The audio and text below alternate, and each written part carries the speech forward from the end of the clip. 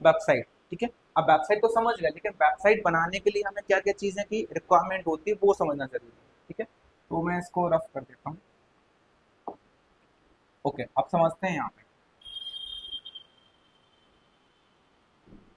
अब वेबसाइट में ये तीन चीजें हमें समझना जरूरी हो जाती है। पहले तो दो चीजें मेन होती हैं, डोमेन और होस्टिंग, ठीक है। आपने कभी ना कभी नाम सुना होगा, डोमेन और होस्टिंग, ओके।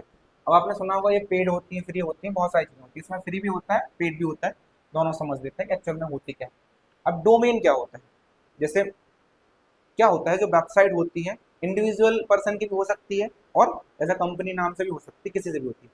तो जो डोमेन होता है उसको हम इस तरीके से समझें, जैसे मैं हूं, तो आप मुझे नाम से जानते हो, मैं आपको नाम से जानता हूँ, लेकिन गूगल हमें नाम से नहीं जानता, कि चेतन राय कौन है, या विजय कौन है, या सीना जी कौन है, एक्सेट्रा, ठीक है।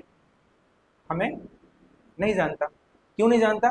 क्योंकि एक नाम के बहुत सारे लोग हैं, ठीक है। एक फेस के पता नहीं है कि नहीं, वो बोला जाता है कि 7 लोग होते हैं, पर आइडिया नहीं अभी तक मिला नहीं, कोई हमारे नाम से कर लेना। तो ऐसा माना जाता है, ठीक है।